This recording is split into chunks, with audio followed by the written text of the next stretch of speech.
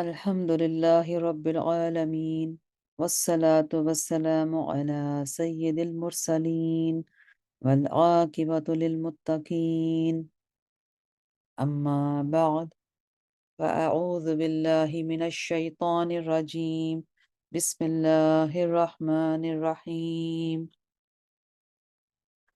واتبعوا ما تتلو الشياطين واتبعوا ما تتلو الشياطين على ملك سليمان وما كفر سليمان ولكن الشياطين كفروا يعلمون الناس السحر وما أنزل على الملكين ببابل هاروت وماروت وما يعلمان من أحد حتى يقولا إنما نحن فتنة فلا تكفر فيتعلمون منهما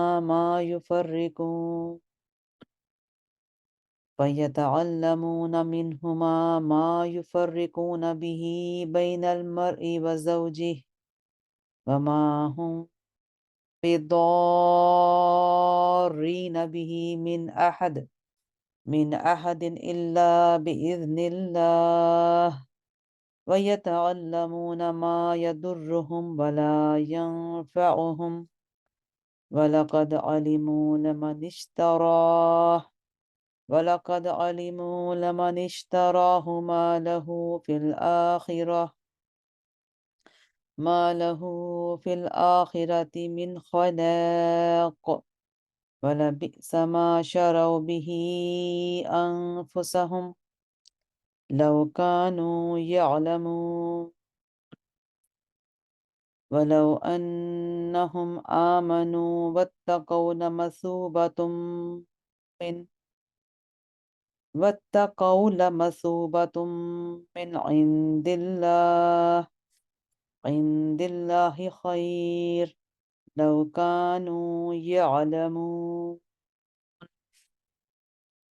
رب اشرح لي صدري ويسر لي أمري واحلل عقدة من لساني يفقه قولي ربي يسر ولا تعسر وتمم بالخير وبك نستعين يا فتاح اللهم فقهنا في الدين وعلمني التاويل اللهم إنا نسألك علما نافعا ورزقا طيبا وعملا متقبلا اللهم اقسم لنا من خشيتك من خشيتك ما تحول به بیننا وبین معاصیک یا اللہ تو ہمیں اپنی طرف سے اتنا ڈر عطا فرما جس سے تو ہمارے اور گناہوں کے درمیان حائل ہو جائے۔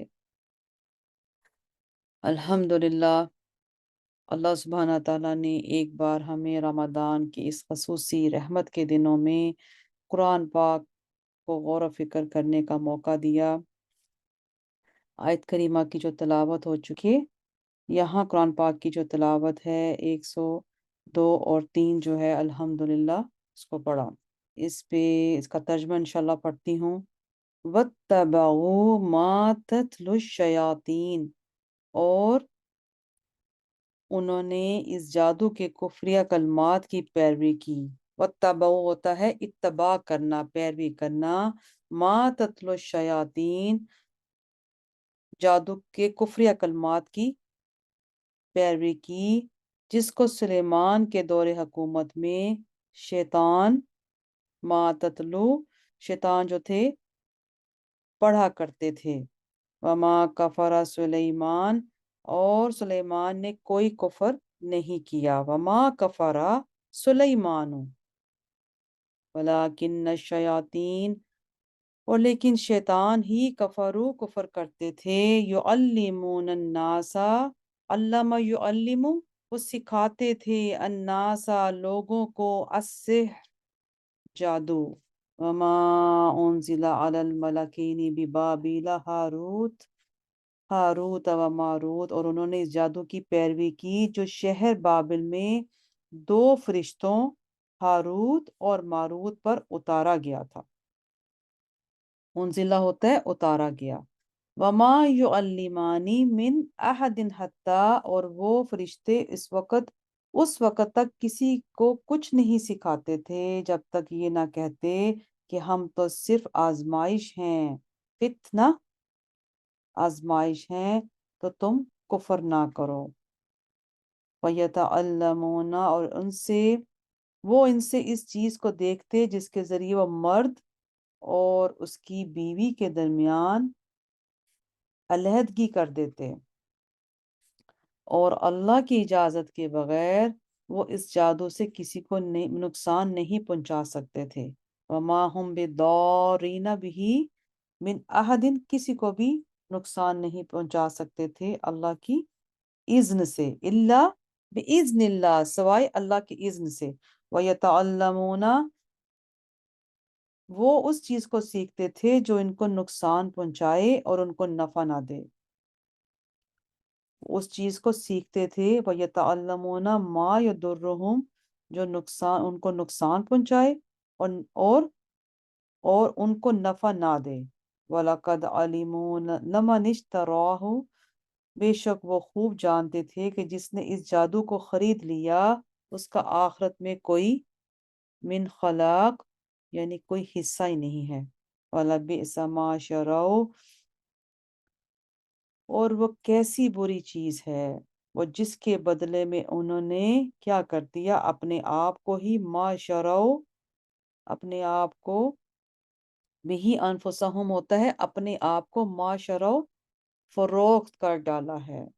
لو کانوا یعلمون، اگرچہ یا کاش یہ جان لیتے، لو کانوا، کاش یہ جان لیتے، یہاں یہ خوبصورت ترجمہ ایسے ہی ہے کہ کاش یہ جان لیتے، ولو انہم، اور اگر یہ ایمان لے آتے اور متقی بنتے، آمنو واتقو، متقی بنتے، تو اللہ کے پاس سے لمثوبۃ، تو ثواب بہت بہتر ہے، من عند اللہ خیر، تو یہ خیر جو ہے یہ اخیر، یعنی کہ اس میں تفضیل کا ہے، یہ بہت ہی بہتر ہے اللہ سبحانہ تعالیٰ کے نزدیک۔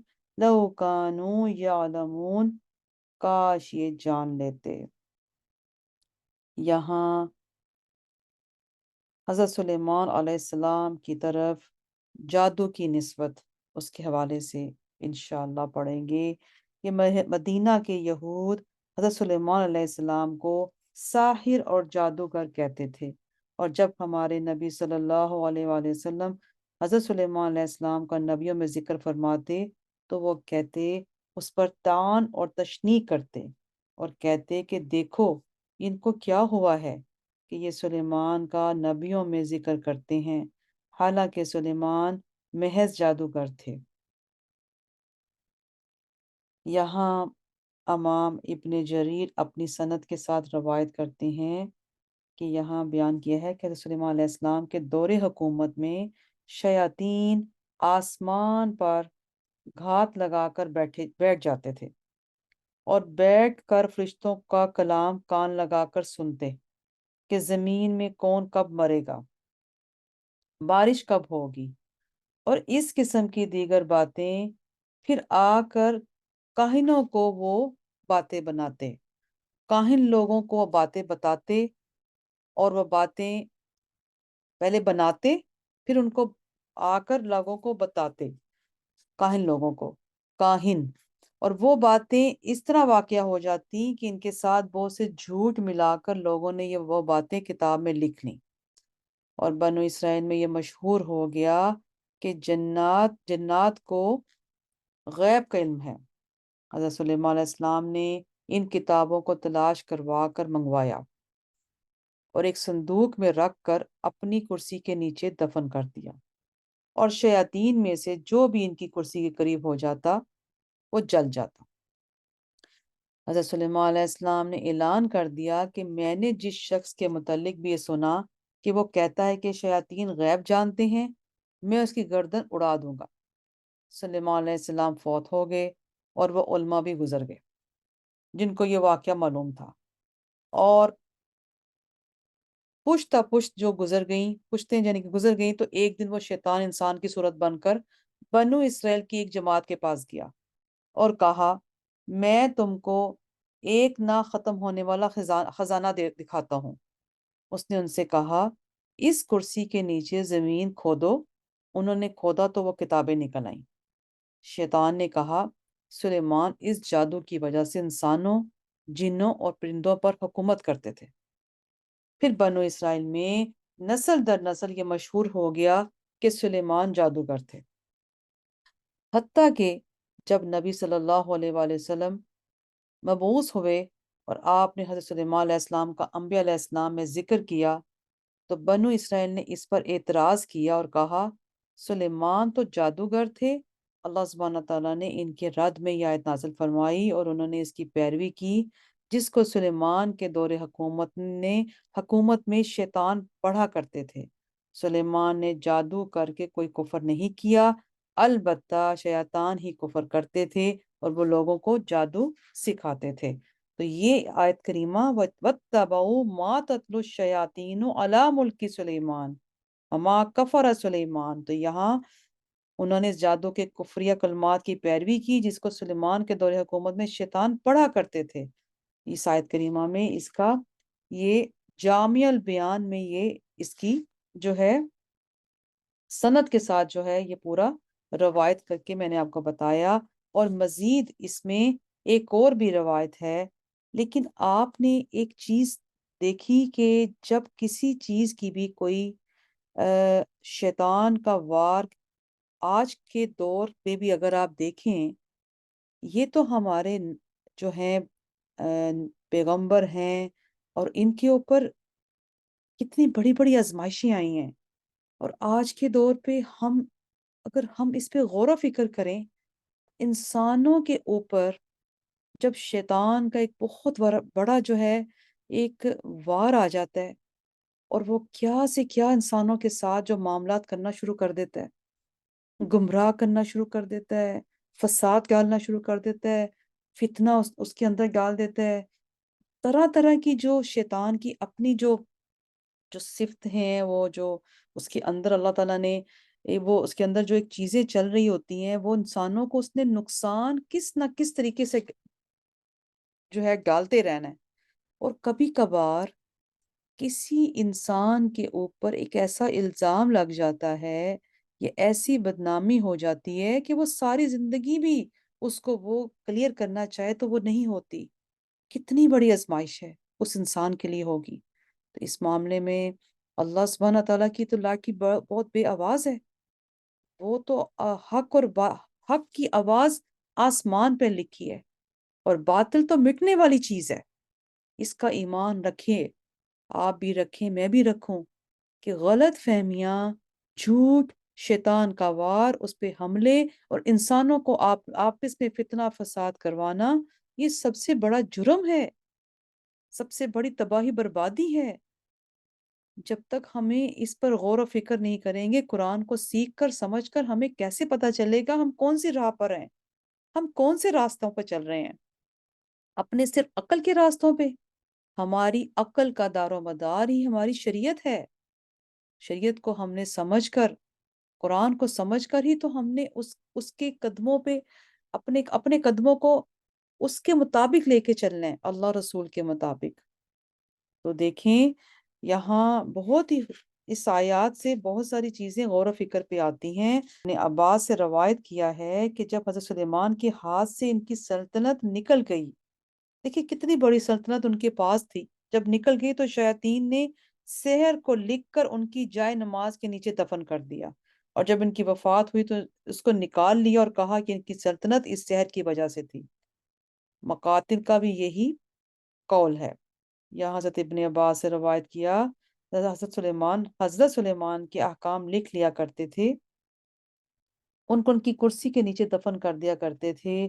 تو یہاں حضرت سلیمان فوت ہو گئے تو اس کتاب کو شیطانوں نے نکال لیا اور ہر دو سطور کے درمیان سحر اور جھوٹ لکھ دیا۔ اور بعد میں اس کو حضرت سلیمان کی طرف منسوب کر دیا۔ دیکھیں کڑی سے کڑی بات کو دیکھیں کہ شیطان نے اپنا وار جب کیا اور ایک بدنامی، ایک نام، سحر کا نام، جادو کا اور جھوٹ کا نام لکھ دیا، اور یہ سب چیزیں ان کے نام کے ساتھ منسوب کر دیں حضرت سلیمان علیہ السلام کے۔ تو شیطانوں نے حضرت سلیمان علیہ السلام کی وفات کے بعد کو سحر کو لکھا اور اس کو ان کے ساتھ منسوب کیا۔ آگے ہم چلتے ہیں کہ سحر کے لغوی معنی کو سمجھتے ہیں کہ کسی چیز کو سحر کا لغوی معنی سین ہا کہ کسی چیز کو اس کی حقیقت سے دوسری حقیقت کی طرف پلٹ دینا سحر ہے۔ کیونکہ جب ساحر کسی باطل کو حق کی صورت میں دکھاتا ہے، جب ساحر کسی باطل کو حق کی صورت میں دکھاتا ہے اور لوگوں کے ذہن میں یہ خیال ڈالتا ہے کہ وہ چیز اپنی حقیقت کے مغائر ہے، تو اس کا سحر ہے۔ یہی تو سحر ہے ایک قسم کا، کہ اصل چیز سے ہٹا دینا اور اوجھل کر دینا اصل چیز، یعنی حق کو اور باطل کو ہی حق کی صورت میں ظاہر کر دینا۔ یہاں ایک اور جو ہے جو ہے یہاں لکھا ہوا ہے کہ سحر وہ عمل ہے جس میں شیطان کا تقرب حاصل کیا جاتا ہے، اس کی مدد سے کوئی کام کیا جاتا ہے۔ نظر بندی کو بھی سحر کہا جاتا ہے۔ ایک چیز کسی صورت میں دکھائی دیتی ہے حالانکہ وہ اس کی اصلی صورت نہیں ہوتی، جیسے دور سے سراب پانی کی طرح دکھائی دیتا ہے، جیسے تیز رفتار سواری پر بیٹھے ہوئے شخص کو درخت اور مکانات دوڑتے ہوئے دکھائی دیتے ہیں۔ کسی چیز کی کیفیت کے پلٹ دینے کو بھی سحر کہتے ہیں۔ تو سحر کا مطلب یہ بھی بہت خوبصورت ہے کہ اس کو آپ سمجھ لیں کہ کسی بھی چیز کی کیفیت کو کہ پلٹ دینے کو بھی سحر کہتے ہیں۔ کوئی شخص کسی بیمار کو تندرست کر دے یا کسی کے بغض کو محبت میں بدل دے تو کہتے ہیں اس نے اس پر سحر جادو کر دیا۔ یہاں علامہ راغب اصفہانی لکھتے ہیں سحر کا معنی پر اطلاق کیا جاتا ہے نظر بندی، تخیلات جن کی کوئی حقیقت ہی نہیں ہوتی، جیسے کہ شعبدہ باز اپنے ہاتھ کی صفائی سے لوگوں کی نظریں پھیر دیتے ہیں، کیسے آنکھوں میں دھوکہ ڈال دیتے ہیں۔ ایک دم ہم حیران ہو جاتے ہیں کہ یہ جادو جو فیک سا ہو رہا ہوتا ہے، ہم کہتے ہیں یہ کیا ہو رہا ہے، یہ کیا ایک دم کیسے ہو گیا سب کچھ۔ تو یہ اس کا سحر کا کے معنی میں اطلاق کیا جا رہا ہے کسی بھی نظر بندی اور تخیلات جس کی کوئی بھی ریالٹی نہیں ہوتی، حقیقت نہیں ہوتی۔ قرآن پاک میں ہے سورۃ الاعراف میں فَلَمَّا أَلْقَوْا سَحَرُوا أَعْيُنَ النَّاسِ وَاسْتَرْهَبُوهُمْ، تو جب انہوں نے لاٹھیاں اور رسیاں ڈالیں تو لوگوں کی آنکھوں پر سحر کر دیا اور ان کو ڈرایا۔ لوگوں کو ان جادوگروں کی رسیاں اور لاٹھیاں دوڑتے ہوئے سانپوں کی شکل میں دکھائی دینے لگیں اور وہ ڈر گئے۔ ایک جو اور جگہ پہ بھی اللہ سبحانہ تعالیٰ سورۃ طٰہٰ میں فرماتے ہیں تو اچانک ان کے جادو سے موسیٰ کو خیال ہوا کہ ان کی رسیاں اور لاٹھیاں دوڑ رہی ہیں۔ شیطان کا تقرب حاصل کر کے اس کی مدد سے کوئی غیر معمولی کام عام عادت کے خلاف کرنا۔ قرآن پاک میں ہے وَلَٰكِنَّ الشَّيَاطِينَ كَفَرُوا يُعَلِّمُونَ النَّاسَ السِّحْرَ، جیسے کہ ہم نے آیت کریمہ اپنی ہی سورہ بقرہ کی 102 جو پڑھی، البتہ شیطانوں نے کفر کیا تھا، لوگوں کو سحر یعنی جادو سکھاتے تھے۔ یہ بھی کہا جاتا ہے جادو سے کسی چیز کی ماہیت اور صورت بدل جاتی ہے، مثلا انسان کو گدھا بنا دیا جاتا ہے لیکن اس کی کوئی بھی حقیقت نہیں ہے۔ کسی بھی چیز کو کوٹ کر اور پیس کر بری کرنے کو بھی سحر کہتے ہیں۔ اس لیے جس چیز میں کوئی مانوی لطافت اور باریکی ہو اس کو بھی سحر کہتے ہیں، جیسے کہا جاتا ہے بعض بیان سحر ہوتے ہیں۔ تو اور اس میں معدے کے فعل ہضم کو بھی سحر کہتے ہیں۔ دیکھیں کتنے معنی ہمیں ملے ہیں الحمدللہ سمجھنے کے لیے۔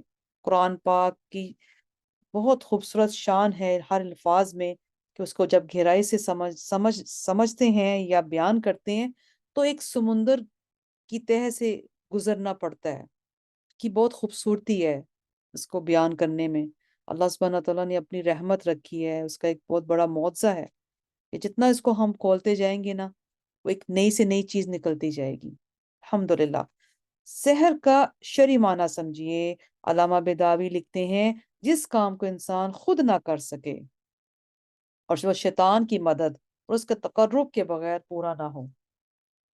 تو شرعی معنی میں کیا ہے کہ جب انسان جو خود نہیں کر سکتا وہ شیطان کی مدد سے اس کے تقرب کے بغیر پورا نہ ہو، اس کام کے لیے شیطان کے شر، خبث، نفس جو ہوتا ہے اس کے ساتھ مناسبت ضروری ہو، اس کو سحر کہتے ہیں۔ یعنی کہ شیطان کے ساتھ اس کا تعلق جڑ جانا، اس کے ساتھ اپنے آپ کو وابستہ کر دینا، اس کی اس کی تباہ کرنا، اس کے پیچھے پیچھے رہنا، اس کو فالو کرنا، اس تعریف سے سحر معجزہ اور کرامت سے ممتاز ہو جاتا ہے۔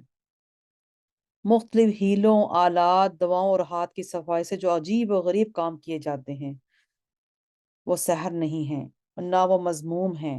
ان کو مجازن تو سحر کہا جاتا ہے۔ ان کاموں میں بھی وقت اور باریکی ہوتی ہے۔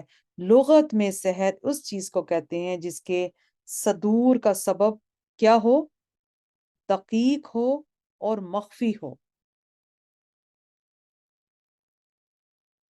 اگر ہم سحر کے شرعی حکم کی تحقیق کو ذرا آگے لے کے چلتے ہیں، کیونکہ یہ ایک بہت ہی اہم جو ہے یہ ایک مسئلہ ہے جو کہ روحانی اعتبار سے اور جسمانی اعتبار سے اس کو سمجھنا بہت ضروری ہوگا۔ کہ یہاں امام بخاری روایت کرتے ہیں کہ حضرت ابو ہریرہ رضی اللہ تعالیٰ عنہ بیان کرتے ہیں کہ نبی کریم صلی اللہ علیہ وسلم نے فرمایا، 7 ہلاک کرنے والے کاموں سے بچو۔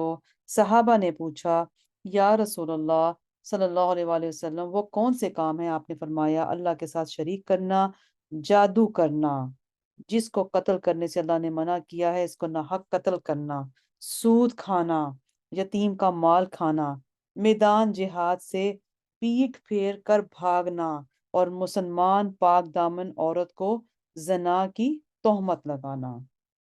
تو کتنی چیزیں ہو گئیں جس سے بچنا ہے۔ تو انشاءاللہ الہی قرآن اکیڈمی کی ہماری جو ماشاءاللہ جو ٹیچرز ہیں اور جو بچیاں ہیں، ان چیزوں کو اچھی طرح جو ہے ذہن میں ڈال لیں۔ اور حدیث سے معلوم ہوا، فی نفسی ہی جادو کرنا حرام اور گناہ کبیرہ ہے۔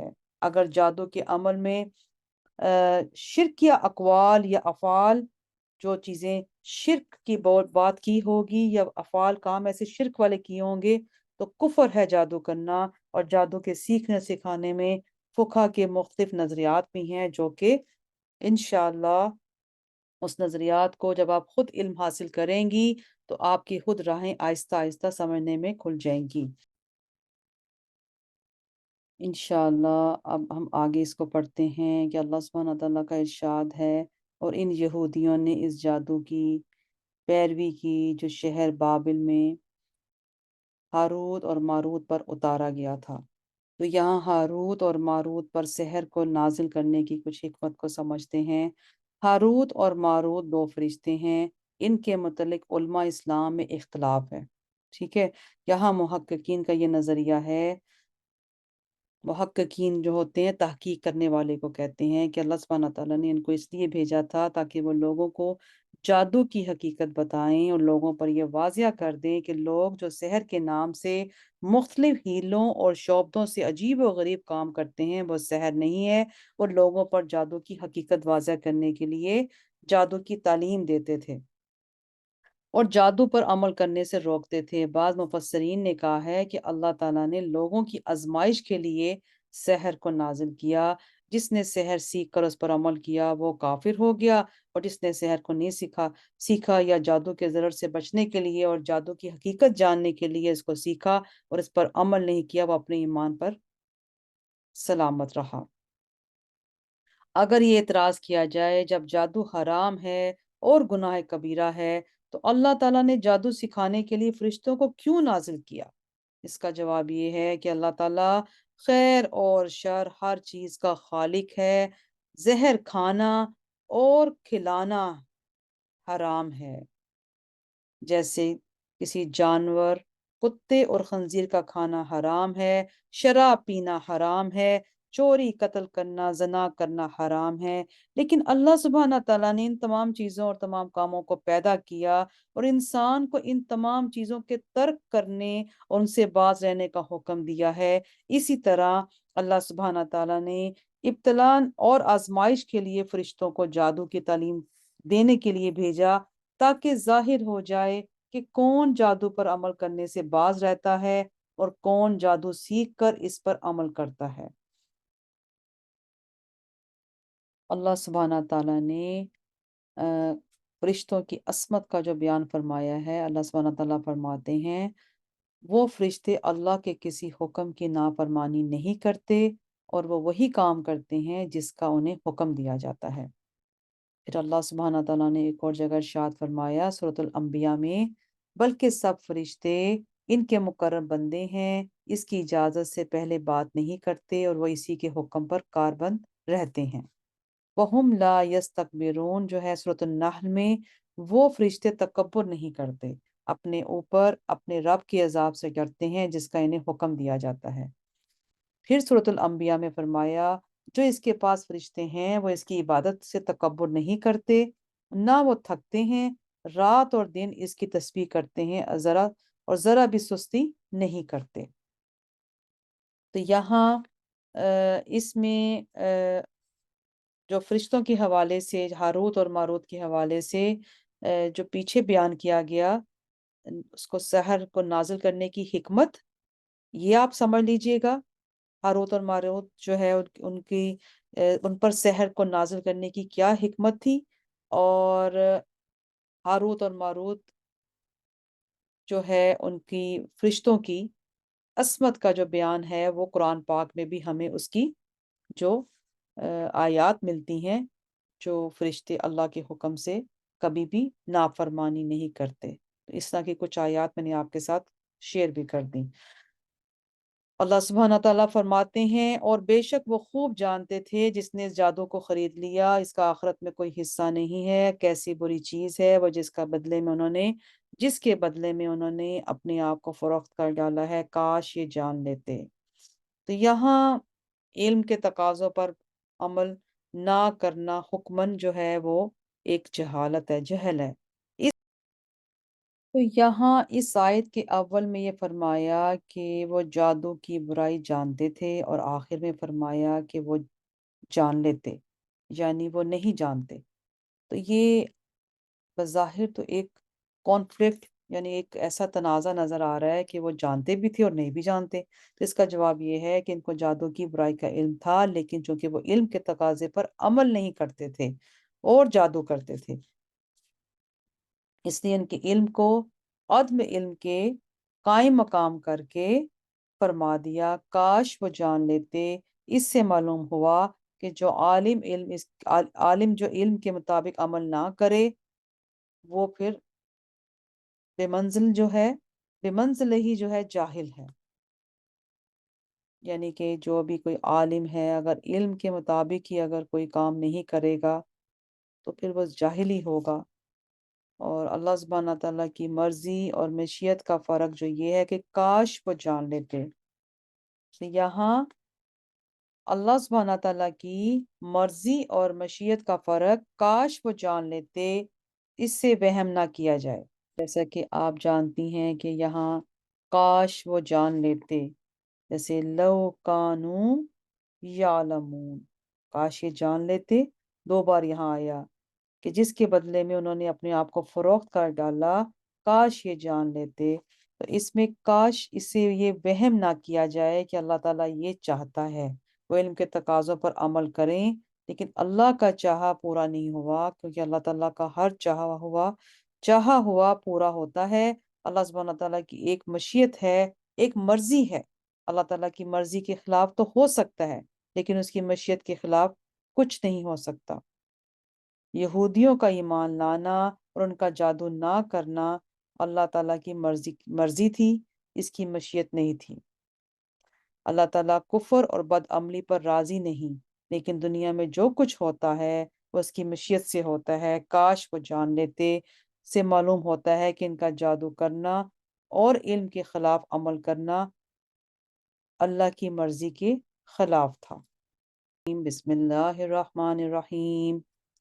یا ایہا الذین آمنوا لا تقولوا راعنا وقولوا انظرنا واسمعوا وللکافرین عذاب علیم۔ ما يود الذين كفروا من أهل الكتاب ولا المشركين أن ينزل عليكم من خير من ربكم والله يختص برحمته من يشاء والله ذو الفضل العظيم۔ سورة البقرہ کی آیت نمبر 104۔ اے ایمان والو، اپنے رسول سے رائنا نہ کہو، انظر نہ کہو، اور ابتداً غور سے سنا کرو، اور کافروں کے لیے دردناک عذاب ہے۔ کافروں میں سے اہل کتاب اور مشرکین یہ نہیں پسند کرتے کہ تمہارے رب کی طرف سے تم پر کوئی خبر وحی نازل کی جائے، اور اللہ جس کو چاہے اپنی رحمت کے ساتھ خاص کر لیتا ہے، اور اللہ بڑے فضل والا ہے۔ یہاں رائنا کہنے کی ممانت اور انظرنا کہنے کا حکم ان آیات میں یہود کے ایک اور عناد اور حسد کو بیان فرمایا۔ نبی کریم صلی اللہ علیہ وآلہ وسلم سے کلام کرتے ہوئے ایسا لفظ استعمال کرتے تھے جس سے گستاخی کا پہلو نکلتا تھا، تو اللہ تعالیٰ نے مسلمانوں کو اس لفظ کے استعمال کرنے سے منع فرما دیا۔ یہاں حضرت ابن عباس رضی اللہ تعالیٰ عنہما بیان کرتے ہیں کہ مسلمان نبی کریم صلی اللہ علیہ وآلہ وسلم سے رائنا کہتے تھے، یعنی ہماری رعایت فرمائیے اور ہماری طرف التفات اور توجہ فرمائیے۔ جب کوئی بات سمجھ نہ آتی تو اس موقع پر کہتے تھے، رائنا ہماری رعایت فرمائیں۔ یہود کی لغت میں یہ لفظ بد دعا کے لیے تھا۔ اس کا معنی تھا سنو، تمہاری بات نہ سنی جائے۔ انہوں نے اس موقع کو غنیمت جانا اور کہنے لگے کہ پہلے ہم ان کو تنہائی میں بد دعا دیتے تھے، اور اب لوگوں میں اور مجلس میں ان کو بد دعا دینے کا موقع ہاتھ آ گیا۔ آپ صلی اللہ علیہ وآلہ وسلم کو مخاطب کر کے رائنا کہتے تھے اور آپس میں ہنستے تھے۔ حضرت سعد بن معاذ رضی اللہ تعالی عنہ کو یہود کی لغت کا علم تھا۔ انہوں نے جب ان سے یہ لفظ سنا تو انہوں نے کہا، تم پر اللہ کی لعنت ہو، اگر میں نے آئندہ تم کو نبی کریم صلی اللہ علیہ وسلم سے یہ لفظ کہتے ہوئے سنا تو تمہاری گردن اڑا دوں گا۔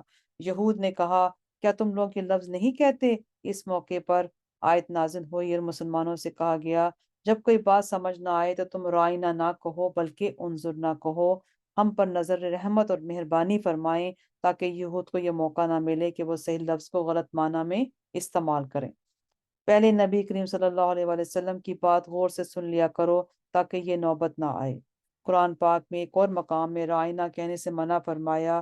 سورہ میں بعض یہود اللہ کے کلمات کو اس کے سیاق اور سباق سے بدل دیتے ہیں اور کہتے ہیں ہم نے سنا اور نافرمانی کی، اور آپ سے کہتے ہیں سنیے، آپ حالانکہ آپ کی بات نہ سنی گئی ہو، اور دین میں طعن کرنے کے لیے اپنی زبانوں کو موڑ کر رائنا کہتے ہیں۔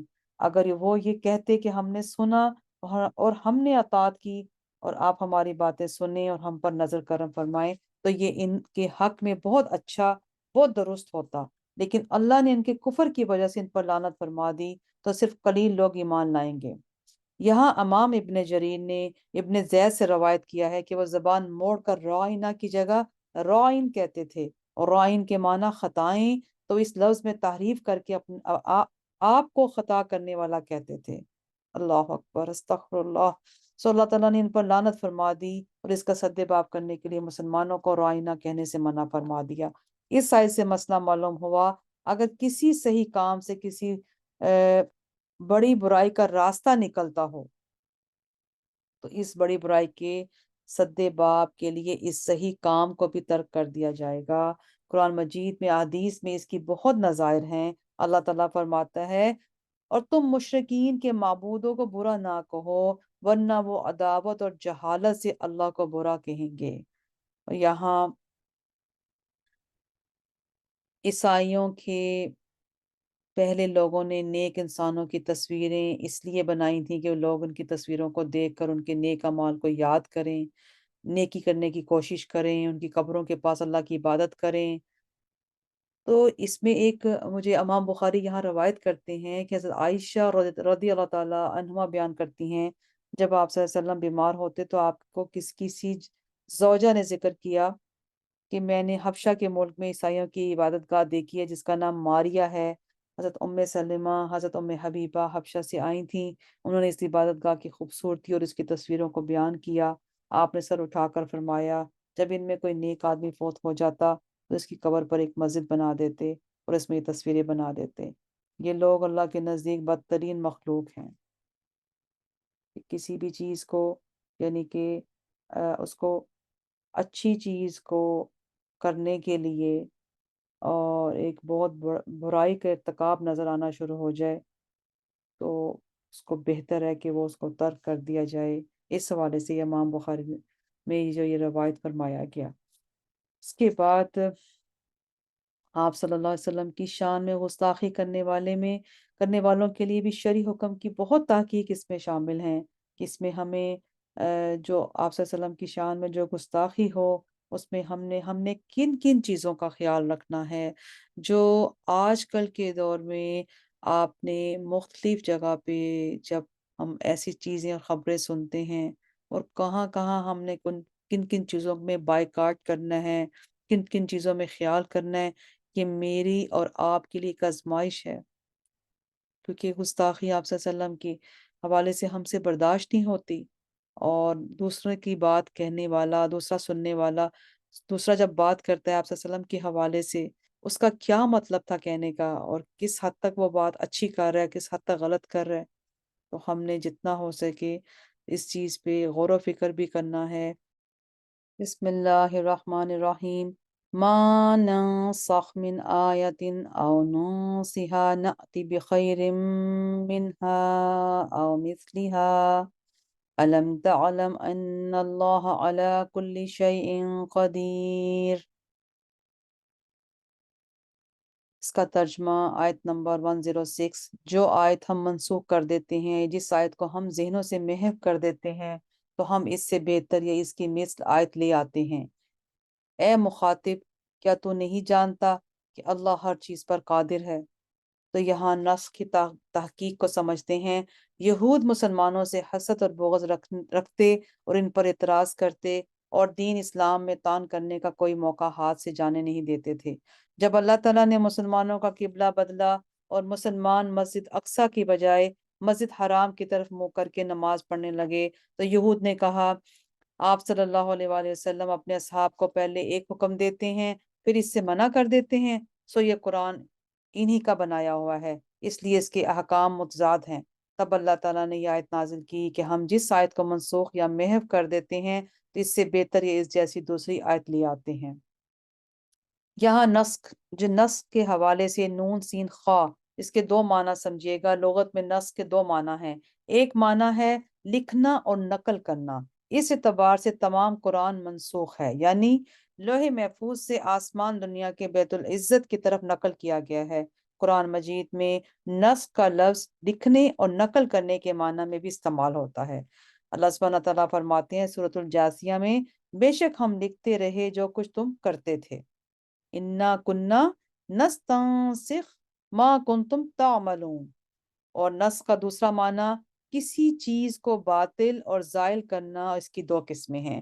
کسی چیز کو زائل کر کے دوسری چیز کو اس کے قائم مقام کر دیا جائے، جیسے عرب کہتے ہیں بڑھاپے نے جوانی کو منسوخ کر دیا، یعنی جوانی کے بعد بڑھاپا آ گیا۔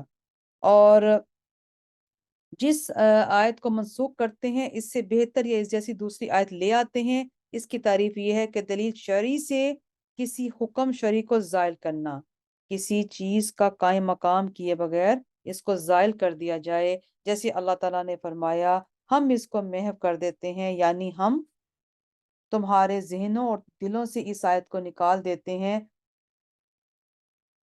میں اس پہ اور مزید شیئر کر لیتی ہوں کہ نسخ اور بدا کا فرق۔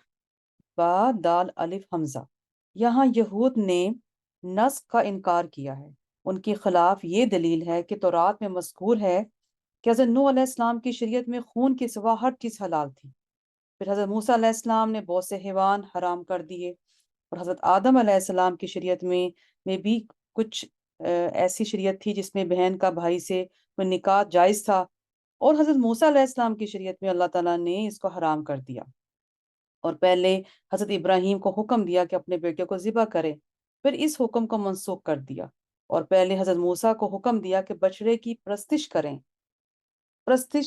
کرنے والوں کو قتل کریں، اور 70,000 اسرائیلوں کے قتل کے بعد اس حکم کو منسوخ کر دیا۔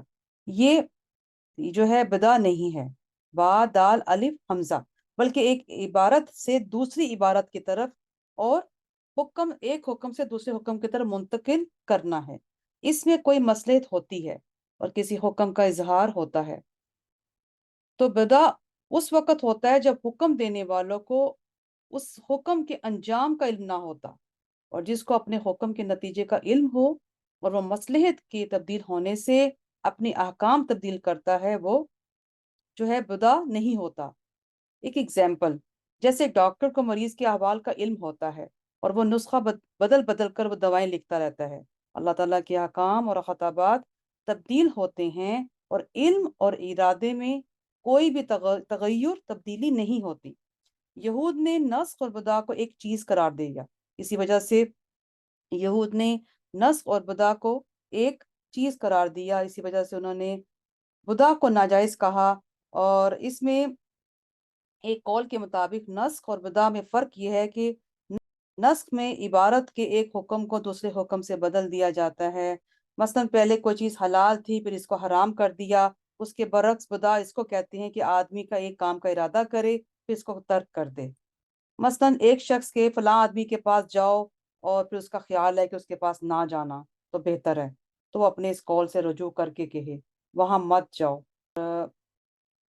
مثلا کوئی شخص یہ کہہ دے کہ اس سال فلاں چیز کی کاشت کرو، پھر اس کو خیال ہے کہ یہ ٹھیک نہیں ہے اور یہ کہے کاشت نہ کرو، تو یہ خدا ہے۔ اللہ سبحانہ تعالیٰ جو عالم الغیب ہے، اس کے حق میں یہ متصور ہی نہیں۔ تو اللہ سبحانہ تعالیٰ مجھے اور آپ کو علم میں غور و فکر اور سمجھنے میں آسانی عطا فرمائے، اور مزید اس کی برکات ہمیں حاصل ہوں، آمین ثم آمین۔ وما علینا الا البلاغ المبین، سبحانک اللہم و بحمدک، نشہد ان لا الہ الا انت، نستغفرک و نتوب الیک، وصلی اللہ تعالی علی خیر خلقہ وعلی آلہ واصحابہ اجمعین، برحمتک یا ارحم الراحمین۔